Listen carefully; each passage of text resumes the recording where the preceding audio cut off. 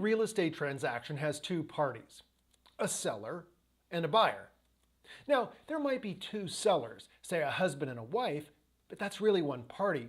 And each party to the transaction typically has an agent, a buyer's agent, a seller's agent. As a quick aside, I just want to point out that the agents aren't parties to the transaction any more than a restaurant's waiter is a party to the dinner he or she serves. With that out of the way, you might ask, who in the world is the selling firm, and why is there a space for their name on the California Residential Purchase Agreement? I'm going to answer that question right now. My name is allen-rouman, and I'm a real estate agent in beautiful Palm Springs, California.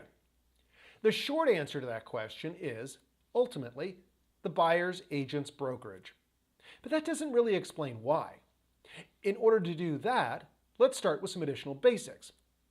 Let's agree that in conversation we all say things like, oh, he's the buyer's agent, and she's the seller's agent over there. Okay, now here's the funny thing. Once we get to the forms involved in the transaction, like the standard contract that the buyer's agent uses to present his or her client's offer, these designations, titles if you will, don't appear anywhere. Suddenly, who we call the seller's agent becomes the listing firm, and the buyer's agent becomes the selling firm. Let me repeat that slowly. The seller's agent becomes the listing firm, and the buyer's agent becomes the selling firm. Now, this small change may seem trivial, but it's important because it more precisely speaks to the psychology of what's taking place in most transactions. Buyer's agent and seller's agent aren't wrong terms, they just fail to accurately reflect the nuance of what brought the parties to the point of the transaction, or for that matter, the way California real estate law is structured. Now I'm going to unpack what I just said. First, all agents act on behalf of a broker. An agent that is also a broker may choose to work as a broker or in the capacity of an agent under another broker. I explain this in great detail in another one of my videos, but for now, just know that if you're going with a large multi-office real estate company, odds are good that you're working with someone who is acting as an agent and not a broker. So let's start with the listing agent. This seems obvious, right? Any agent works with Sally's seller to list Sally's house. Now, this term comes from the act of putting Sally's house on the list that we now call the MLS. Then, Arnie agent, no relation to Annie, brings Betty buyer over, and with a deal in hand, Arnie agent is called the selling agent. Okay, maybe that doesn't help. Let me backtrack to Sales 101 for a moment. What's the difference between a sales clerk and a salesman? A clerk sells you any watch, a salesman sells you the right watch. Why is a salesman selling the right watch? Because he or she has learned something about the customer's wants, not just their needs. All decent watches tell time. Heck, they're watches. That's what they're supposed to do. But you'd never say that all watches are the same. And if all you want is a watch that tells time, walk up to any sales counter at the mall and have a clerk sell you the cheapest one in the case. Houses, like wristwatches, all serve the same purpose. Houses are shelter, but you'd never pick one randomly or based strictly on being the cheapest to do the job of sheltering you and your family. So we quickly get into all the complexities and differences among houses and, for the buyer, what's right for him or her. What defines right may depend upon local schools, distance to work, style of house, number of bedrooms, amount of land, price. Well, you get the idea. The seller's agent, that guy or gal listing the house on behalf of the seller, has no idea what's important to a specific buyer. To attract the largest number of potential buyers, a good listing agent, and this is what I and my team do, is present the property beautifully, showcasing all the features of the home. And we do our best to illustrate the benefits of those features to all the buyers who walk in through the doors. What's the difference between features and benefits? Features are all the things something can do. Benefits are what an individual derives from those features. I'll say that again. Features are all the things something can do. Benefits are what an individual derives from those features. Going back to our wristwatch example, a leather band is a feature with the benefit that it won't catch the hair on your wrist. That leather band feature is mostly a benefit to someone with a hairy wrist. And to someone with a smooth wrist, well, that leather band is something that will age quickly and look bad before a metal band does. Does that make sense? Swiss mechanism that is always accurate is a feature with the benefit that you'll always be on time, or at least you'll know the correct time.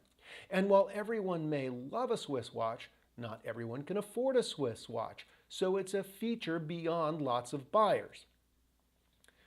With a house, a feature might be that it's very close to downtown. The benefit for you is that it's 5 minutes from your work and that you'll get to sleep in late every morning.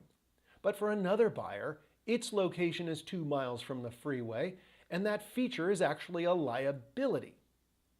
A listing agent markets all the features of a property because he or she has no idea what benefits a buyer is looking for.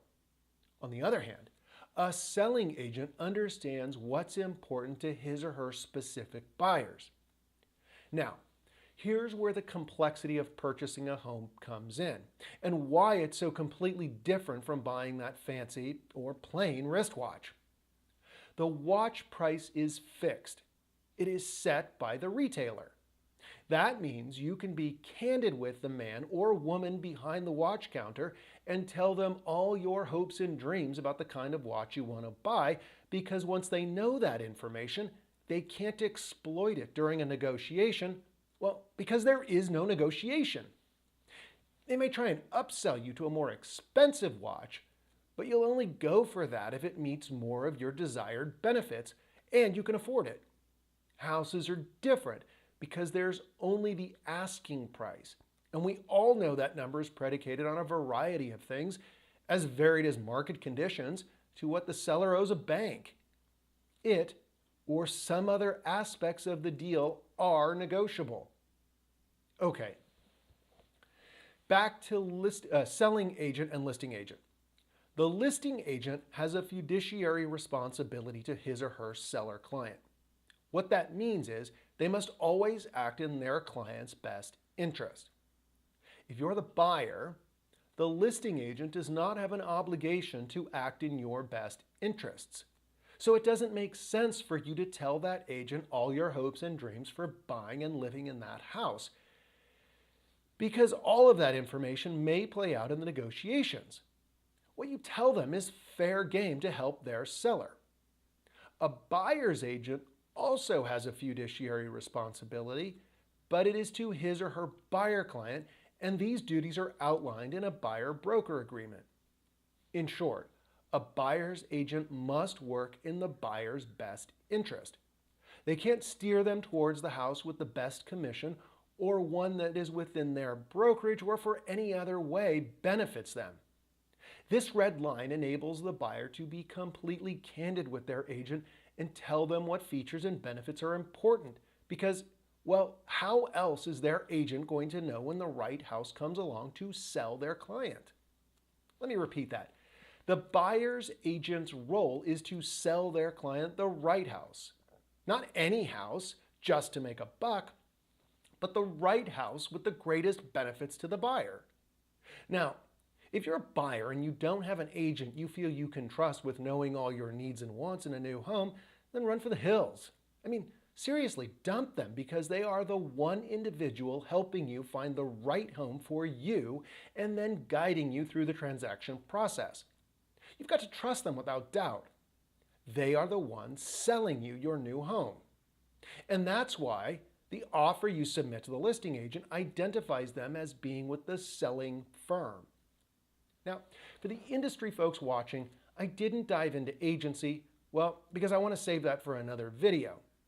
I do think you'll admit I covered a lot of ground in this video.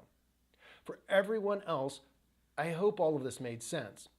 As always, if you have questions or comments, please leave them below or write to me directly. I'll be happy to respond. And if I can't help you, I'll work to find someone in my network across the US and Canada who might be able to. If you enjoyed this video or found it helpful, please give it a thumbs up and consider subscribing to our YouTube channel. That's all for now. Thanks for watching.